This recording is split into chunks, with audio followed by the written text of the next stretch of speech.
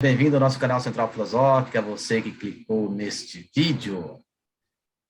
Qual é a relação entre filosofia e mundo digital? Como a filosofia pode ser útil para fazer uso adequado do mundo digital, das novas tecnologias? E, por outro lado, como esse mundo digital, como as novas tecnologias, podem ser úteis para o ensino de filosofia. O meu nome é João Aparecido, seja bem-vindo ao nosso canal Central Filosófica mais uma vez. Se você quer acompanhar a discussão sobre essas questões, fique conosco até o final deste vídeo. Para tratar desse assunto, eu convidei o professor Diego Felipe. Ele que é filósofo, professor da SEDUC do Rio de Janeiro e faz mestrado em filosofia, no ensino de filosofia e tecnologia. Professor Diego, seja bem-vindo ao nosso canal Central Filosófica.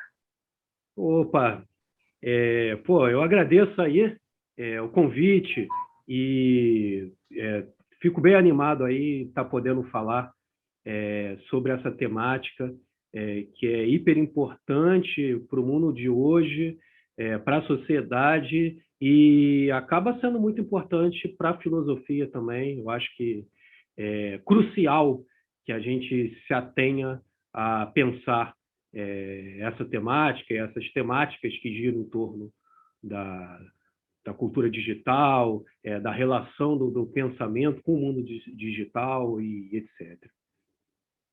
Obrigado, professor. Antes de avançarmos na nossa conversa, você que clicou nesse vídeo, já deixa o seu like nesse vídeo, comentários, perguntas, inquietações, indagações, pois o seu comentário poderá gerar uma nova discussão. Compartilhe esse vídeo com mais pessoas, pois aquilo que é bom é para ser compartilhado. Se ainda não é inscrito, se inscreva nesse canal, ative o sininho, pois dessa forma você será notificado de todas as novidades que semanalmente são postadas aqui neste canal. Vamos lá, professor Diego. Então, sobre essa questão do mundo digital, das novas tecnologias, né? Você está desenvolvendo aí o seu mestrado, a sua pesquisa acerca, né, do ensino de filosofia, mas dentro desse contexto do mundo digital. Como que a filosofia ela pode ser útil, né? Como é que ela nos ajuda a compreender esse mundo digital, né, esse mundo aí das tecnologias, e como que esse mundo pode ajudar no ensino da filosofia. Como é que podemos pensar essa relação entre essas duas coisas?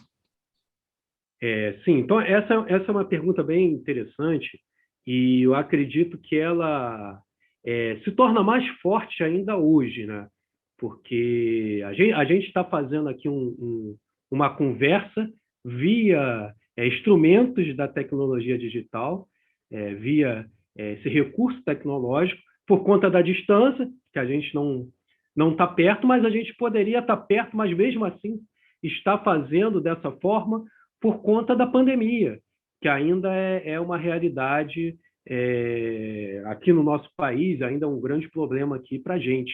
Então, a pandemia acelerou algumas urgências, alguns debates urgentes, e um desses debates foi justamente o uso da tecnologia, a relação da tecnologia com o ensino.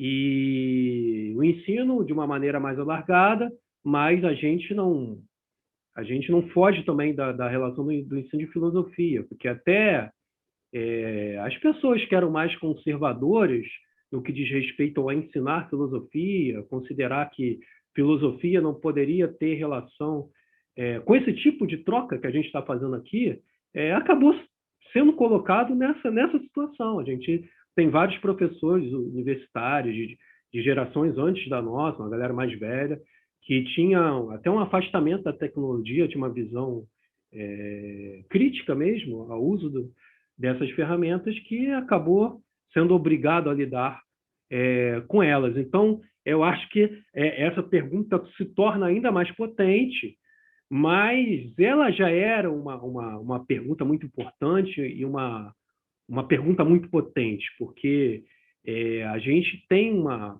uma revolução colocada aí no que diz respeito a muita coisa na sociedade. E uma revolução no sentido de mudanças radicais que estão no contexto justamente do mundo digital. A gente tem autores que pensaram como que a sociedade se transforma e se transformou por conta de várias coisas tecnológicas. Por exemplo, tem autores que falam que a sociedade mudou radicalmente por conta do uso da eletricidade. O Byung-Chul Han, quando ele vai lá no livro dele, no Enxame, ele vai falar da cultura digital e ele faz essa ponte. A sociedade mudou por completo por conta do uso da energia elétrica, transformou a sociedade. Hoje, a sociedade muda também com a tecnologia digital.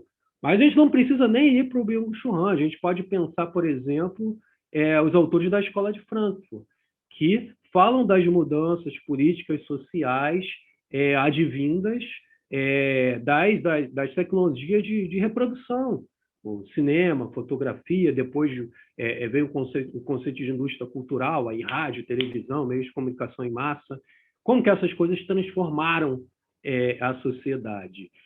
Hoje a gente tem uma transformação gigantesca que é colocado pela cultura digital e pela internet.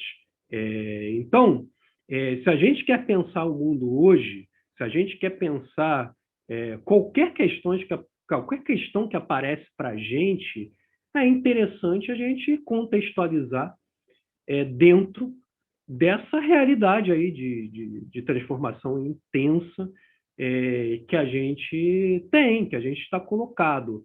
E aí, quando a gente fala que a tecnologia muda tudo, a cultura digital, a internet muda tudo, a gente pode pensar de uma maneira mais superficial, a política muda. A gente tem aí o fenômeno da fake news, a gente tem a questão do controle via algoritmo, a gente tem o crescimento de determinados grupos políticos por conta do uso da internet. A gente, num viés sociológico, a gente olha, é mais fácil identificar, mas outras coisas mudam também, inclusive a escola. O debate sobre as mudanças da escola por conta da filosofia, das tecnologias, do mundo digital, as tecnologias digitais, ele é um debate antigo, mas que a gente da filosofia meio que por um tempo ficou afastado. E é um debate que até acabou sendo apropriado por setores que pensam essa questão da tecnologia numa forma de adequação pura e simples, não de uma forma de problematizar. O que eu quero dizer com isso? Por exemplo, hoje a gente fala de ensino, fala de ensino à distância, mas de uma maneira bem neoliberal, vamos dizer assim, no sentido de pensar o ensino à distância dentro de uma concepção bancária de educação, porque a gente se furtou a fazer esse debate do uso da tecnologia, inclusive da educação à distância, de uma maneira mais crítica. Será que a educação à distância necessariamente tem que ser uma educação bancária de depósito de conhecimento? Ela não pode ser uma educação também de troca, também de estímulo à criticidade? A gente se furtou de debater isso tal como a gente deveria debater.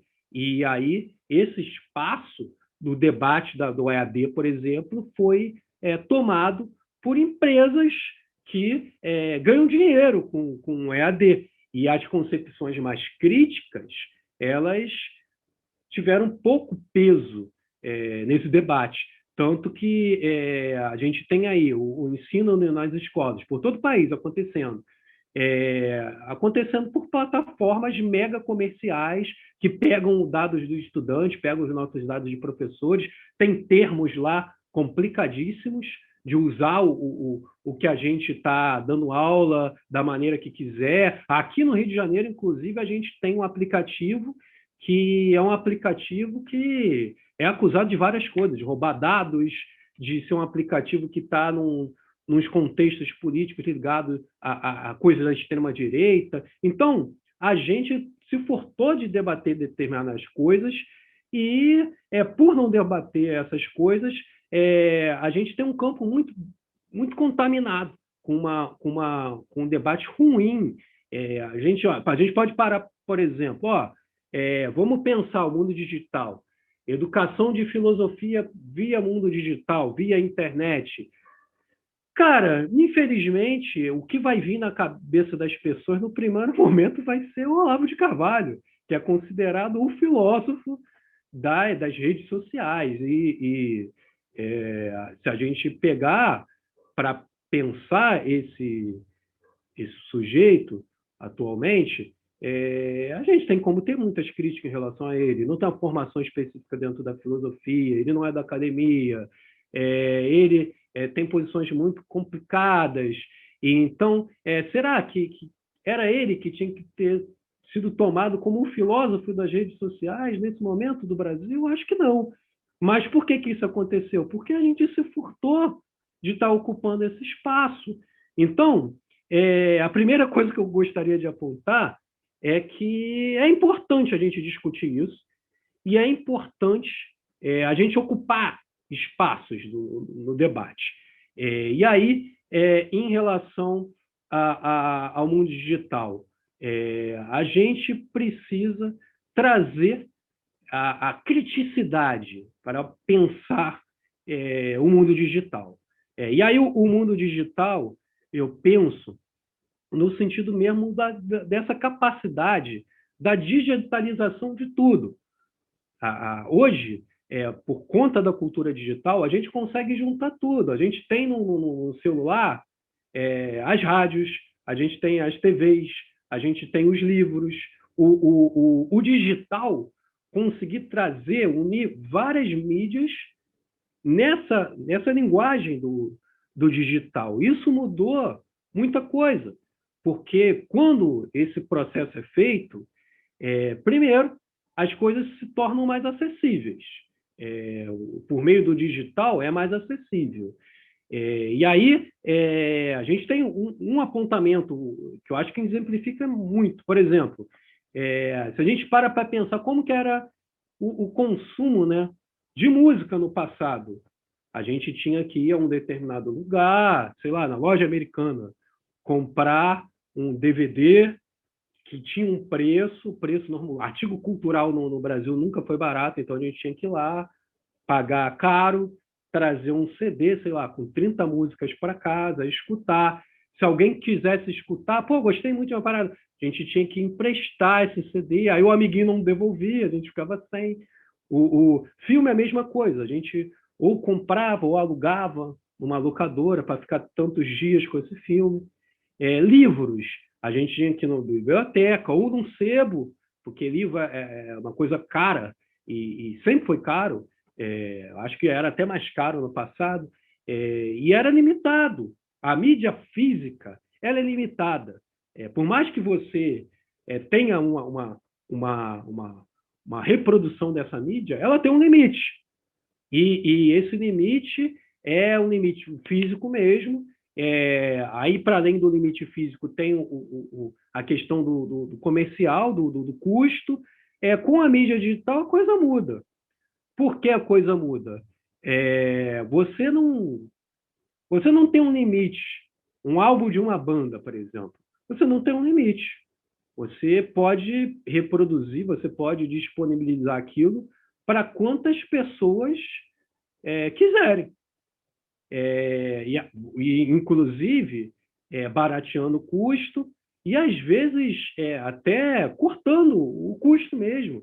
Porque na internet a gente tem várias maneiras de produzir e de divulgar material cultural sem um alto custo e às vezes até de graça, de maneira colaborativa mesmo, troca. E então a gente tem uma mudança gigantesca. Se a gente pensa, por exemplo, nos livros, aí vou sair da música, vou entrar numa praia da filosofia, que é os livros, os textos.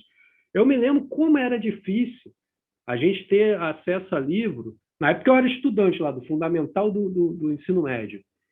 Tinha que ir numa livraria que tinha poucos livros, aí o assunto específico eu tinha que ir numa biblioteca, aí na biblioteca eu tinha que gastar um dia inteiro indo numa biblioteca que era longe da minha casa, que eu moro numa parte periférica da cidade, e não tinha bibliotecas aqui, com os livros que tinham que ter para eu estudar. Aí depois que eu entrei na faculdade, tinha acesso na biblioteca, mas às vezes o livro não estava lá, que era um livro muito procurado. Aí os professores, para facilitar, xerocavam, fazia cópia, né, fotocópia de algumas páginas do livro, deixavam numa chex para os alunos irem lá, mas aquelas fotocópias com a qualidade meio questionável, que não dava para ler de graça. Hoje, numa universidade, o professor tem, deixei aqui no Drive os livros em PDF para vocês lerem. Se eu quiser indicar um livro para os meus estudantes, do ensino médio mesmo, eu falo, tem aí esses links aqui para vocês terem acesso, no Drive, ou então de algum lugar que colocou. Então, isso muda tudo. Isso muda tudo, no sentido bom. Eu estou ainda fazendo uma leitura, entre aspas, positiva, que tem a ver com essa questão da produção cultural sem limites, que acaba ampliando o acesso das pessoas a essa produção cultural. Isso é um ponto positivo, talvez seja a radicalização do que o Walter Benjamin pensou lá atrás. Walter Benjamin, ele discutia o conceito da áurea, discutia que a reprodução das coisas poderiam democratizar o acesso à cultura. Aí depois veio Adorno, veio outros autores e deu uma porrada. Na verdade, a gente tem uma indústria cultural que Hoje, a gente vai para além dessa indústria cultural, porque a gente tem a maior capacidade mesmo de levar esses produtos culturais às pessoas. Então, isso muda muita coisa. E muda muita coisa em relação ao textual, muda muita coisa em relação à música, muda muita coisa em relação ao vídeo. Por exemplo, a gente produziu um documentário sobre ensino de filosofia. Tem bastante visualização, acho que já chegou a 1 milhar de pessoas o documentário. Se fosse um tempo atrás, a gente não ia ter essa quantidade de pessoas vendo o vídeo que a gente produziu de defesa do ensino de filosofia. Por quê? Porque, primeiro, seria difícil fazer o registro com uma boa qualidade para o material. Então, as tecnologias de registro digital de imagem facilitou a captação da imagem e do som. Então, hoje, com um recurso que não é tão alto, você consegue produzir material audiovisual de qualidade. Às vezes, através de celular. Tem determinados celulares que dá para produzir coisa muito legal. E não só. Aquilo que você produziu, você consegue disponibilizar sem uma gravadora, sem uma mega gravadora. Então, o vídeo que você produz, o vídeo que a gente produziu, chega às pessoas sem precisar, sei lá, de uma Globo Filmes distribuir nosso material sobre ensino de filosofia. Então, muda tudo. Este canal, por exemplo, está trazendo um debate que seria possível numa TV aberta? Não seria possível, porque as concessões são limitadas a determinados grupos econômicos. Então, a mídia digital permitiu uma revolução no que diz respeito a produzir materiais e a compartilhar, a tornar acessível esse material. E isso muda muita coisa. Como uma pessoa tem uma facilidade de acesso a um livro, a um vídeo, isso muda muita coisa. Eu me lembro que na juventude eu queria estudar determinada autor, eu quero ler Marx. Para eu achar um livrinho do Marx, eu tinha que procurar um sebo, e aí era aquele trabalho, e aí os livros em péssimo estado, às vezes riscado, aí, emprestar para o amigo sumia com o meu livro. Hoje, o cara quer ler Marx, o cara vai na internet, tem o marxismo.org lá, que tem a maior parte das coisas marxistas estão lá. A pessoa consegue baixar de graça. E tem vários autores. Eu, vira e mexe, recebo todos os livros do Sartre em PDF, todos os livros do Foucault em PDF. Então, isso é um lado positivo da coisa, para quem quer estudar. Mas também não tem só esse lado positivo. Exatamente essa questão que eu ia te colocar. Antes de você entrar do lado negativo, eu só vou colocar uma outra expressão.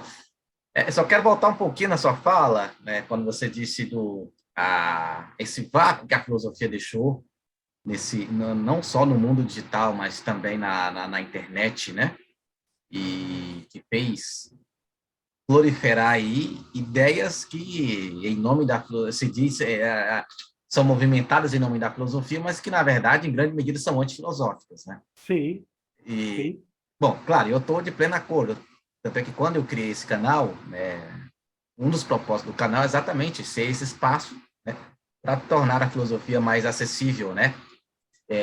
Aquilo que você produz na academia, que saia dos 4 muros e que consiga atingir o maior número de pessoas possível, né? Ou seja, por aqui eu já fiz entrevistas aqui que, há 5 anos atrás, você só via o professor falando isso lá na sala de aula. Você tinha que ir lá fazer... Claro que, para quem não tem para quem não conhece a universidade, não tinha essa noção de participar como aluno ouvinte, né? Sim. Então, somente para quem estava matriculado, né? Aquele curso que tinha acesso, né? Então eu estou de acordo, né? De fato, digamos que nós falhamos. Eu falo nós, assim, enquanto, né, pensadores do campo da filosofia, de um modo geral, houve mesmo essa falha e fez com que proliferasse, né, no campo da filosofia, ou ideias radicais, né, como você mencionou, a figura aí que você mencionou, que eu recuso falar o nome. Ou então, proliferou também na internet aquele tipo de filosofia que não é filosofia, acaba sendo muda. Sim. Não é? Enfim, porque, ou seja, quem de fato produz, ou quem tem certas condições, né, condições basilares para produzir um pensamento filosófico, acabou não ocupando esses espaços, né? E a pandemia acabou favorecendo isso, né? Bom, então, só um comentário, né, em cima do que você fez, eu concordo muito com o que você disse, né? Agora, entrando nessa outra questão que você ia dizer, né? Ou seja, olha só, tanto de mudanças que o mundo digital trouxe. Então, a gente, no primeiro momento, nossa, estamos num paraíso, né? Nós estávamos na Terra, eu não vou dizer no purgatório nem no inferno, mas nós estávamos na Terra, agora estamos no paraíso, né? Olha que coisa boa, mundo digital, você pode ouvir música sem gastar nada, né? Sem, entre aspas, desde que você tenha internet, você não precisa comprar DVD, não precisa dar na locadora para assistir. Nossa, que maravilha! Mas a questão e eu creio que é nesse ponto que você vai entrar agora, não trouxe só benefícios. Tem também o lado passivo. Sim. E daí pode falar de letramento digital aí? Tá. Vamos fazer essa ponte, então. É o que você colocou. E digo mais, reforçando, claro que é um erro nosso, coletivo, mas eu vou te dizer que é um erro do academicismo mesmo, né? Porque sempre tiveram pessoas que tentavam fugir disso, mas a academia demorou a entrar, né? Demorou a disputar esses espaços, ainda está muito devagar, mas pelo menos agora as pessoas estão tendo um maior empenho, mas ainda está aquém. Eu acho que os professores das universidades ainda podem jogar muito mais peso nisso, os departamentos, a Ampof, CA, toda esses espaços, essas instituições podem jogar mais peso, mas está melhorando. Não vou reclamar muito não, que está melhorando. Eu acho que a galera agora está saiu daquela ideia de, não, se eu for falar, eu vou falar só no Fantástico, que nem a Viviane Mosé, ou sei lá, o Janine, que tinha um programa dele do Janine também na Futura. Legal que ocupe, mas não basta, porque as concessões dessas grandes televisões são limitadas. O que você pode explorar ali é muito limitado. Tem que se estimular a produção de mídias mais livres, que é a área do medialivrismo também que eu estudo. Mas vamos para essa questão da questão do lado negativo.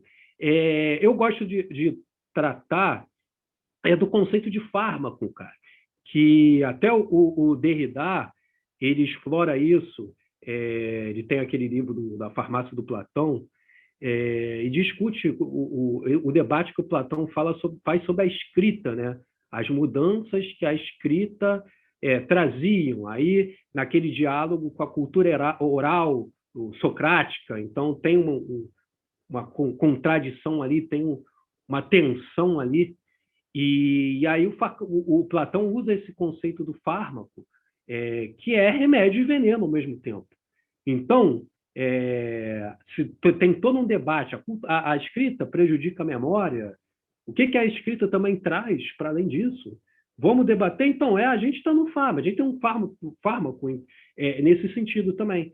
A cultura digital e a internet trazem diversas coisas, e diversas coisas que são venenos e são remédios. Por isso, é importante não só que a gente use a tecnologia, as novas tecnologias de comunicação, de conhecimento, para a escola, para ensinar as coisas, mas também que a gente tenha a crítica, tenha a filosofia como uma ferramenta mesmo da criticidade para pensar a própria tecnologia, porque a mídia digital e a internet traz problemas também. Por exemplo, vamos pensar nessa questão Vou primeiro falar da mídia digital, que possibilita a questão da dispersão, por exemplo. É um conceito que ainda vem antes dessa parte mais política ideológica, esse problemão que a gente tem aí. A questão da dispersão, por exemplo, é um problema. Hoje, a gente quiser achar alguma coisa para ler, a gente acha. Quiser achar algo para estudar, a gente acha. Para escutar, para ver. Agora, a gente tem um outro problema, é que no mar de informação, se você não tem já um gatilho inicial, uma motivação inicial, um conhecimento inicial, uma orientação inicial, você pode se perder. Você pode ficar no mar infinito e não conseguir se agarrar a nada. Então, você tem a possibilidade de você se dispersar e não sair da superficialidade dos debates, de pegar uma informação aqui, uma informação ali, não conseguir produzir o conhecimento com essas informações, é grande. Então, é necessário que a gente forme as pessoas, estimule as pessoas, trabalhe a criticidade para que essas pessoas, os estudantes, os jovens, e as pessoas também que não são jovens, que estão agora nesse mundo digital, pegas de surpresa às vezes, saber lidar com esse mundo digital. Porque a gente tem uma quantidade de tempo limitada enquanto ser humano. A gente tem uma capacidade de aprender as coisas, de focar, que também é limitada. A gente não vai conseguir olhar para todas as direções e para tudo. Então, a gente tem que saber encontrar as coisas, tem que saber pescar as coisas. Até porque, nesse meio digital, ao mesmo tempo que a gente tem como vantagem os múltiplos produções de conhecimento, de informação, a gente tem um problema que tem a ver com que produtor de conhecimento, que produto ali tem realmente algum valor, né? É difícil, porque a gente saiu da ideia da legitimação do acadêmico, a legitimação dos meios de comunicações oficiais, para um cenário de um mar infinito. Então, onde eu vou buscar para estudar filosofia? O cara vai lá no autor, que eu não vou repetir o nome aqui, porque ele é o cara que tem mais engajamento ali na rede social. E se ele não tiver um preparo antes, o cara vai ali. Vai ali porque ali é o mais fácil. Os algoritmos levam ao que tem mais de engajamento. E o que tem mais engajamento é o que tem mais entrada por uma série de coisas. Por exemplo, o poder financeiro. Esses pensadores aí ligados à extrema-direita têm redes de financiamento por trás dessa galera, fazendo publicidade para o que eles produzem chegar longe. Então, se o cara cai no mar da informação, infinitas fontes de conhecimento sobre filosofia, se ele não tem nenhuma orientação inicial, ele vai parar nesse sujeito, porque é o que vai chegar primeiro para ele. Então, é importante que a gente eduque as pessoas para lidar com essa nova forma de obter informação, nova forma de lidar com conhecimento. E aí, nesse sentido, o letramento é muito importante, porque é muito fácil a gente pensar, o cara que não sabe ler, o cara que não sabe escrever, temos um problema. Temos um problema. Agora, o cara que sabe ler, sabe escrever, mas não sabe navegar na internet, não sabe usar as ferramentas do mundo digital, a gente também tem um problema. E esse problema se evidenciou com o ensino à distância, agora, que foi imposto pela conjuntura, pelos problemas aí. Muitas vezes, a pessoa não tinha mesmo, por capacidade financeira, um bom aparelho para acompanhar as aulas, que os estados e os municípios e as escolas propiciaram, mas às vezes o cara tinha um aparelho, mas o cara não sabia usar. Para além de jogar o Free Fire, o cara não sabia usar para além de acessar o WhatsApp e o Facebook. E não só o estudante, muitas vezes o professor, porque eram de gerações que eram mais ludistas, no sentido de ser tecnofóbica. E aí a gente tem que desconstruir isso, a gente tem que apontar no sentido, a gente precisa de inclusão digital, no sentido de as pessoas terem acesso. Hoje, a cidadania passa por isso aí, a pessoa ter o acesso ao mundo digital, a conexão com a internet, a cidadania passa por aí, mas não só, a pessoa saber usar essas tecnologias. Então, isso é importantíssimo e cabe à escola, e digo mais, o olhar crítico mesmo das tecnologias, para além da escola, cabe à filosofia, porque quem vai poder pensar da maneira mais radical possível a tecnologia? É a filosofia, e sempre foi a filosofia. Quem pensou lá a passagem da oralidade para a escrita lá, o Platão lá estava discutindo isso. Depois a gente teve a questão da indústria cultural, a Escola de Frankfurt, debatendo. A filosofia agora tem que pensar essa problemática que está colocada, e aí tem a questão da dispersão, e tem pior do que isso, é mais pesado do que isso, tem a questão da manipulação e do controle. Sim. O fenômeno da fake news, que é a produção de notícia e informação falsa para manipular, se a pessoa não tem ali uma capacidade crítica prévia, ou um olhar crítico, o que a filosofia treina o olhar crítico. A filosofia é, sobretudo, desenvolvimento do olhar crítico. Se a pessoa não tem esse olhar crítico, é mais fácil que ela se engane ao olhar uma matéria lá do fake news. Porque os fake news chegam por páginas de fake news, mas muitas vezes os fake news chegam pelos canais oficiais também. Tanto que a gente, como estuda indústria cultural, a gente sempre falou das manipulações colocadas pela televisão, pelo rádio. Teve fake news lá nos anos 90, eu me lembro de vários. Vários fake news nos anos 90. A gente teve a sofisticação no fake news. Então, a gente tem que se preparar para a criticidade. A gente desenvolvendo a criticidade, a gente consegue lidar com fake news da televisão, fake news do rádio, o fake news da internet, e o papel desse preparo é, sobretudo, da filosofia. Não que outras disciplinas não possam ajudar também, claro que pode. História, sociologia, mas o preparo mais radical é da filosofia, sempre foi. pensar, por exemplo, por que o Olavo de Carvalho, vou citar esse cara de novo, tem mais possibilidade de ser acessado do que esse canal, que é um canal sério, do que o canal lá que eu faço um pensamento radical, do que o canal da Ampof.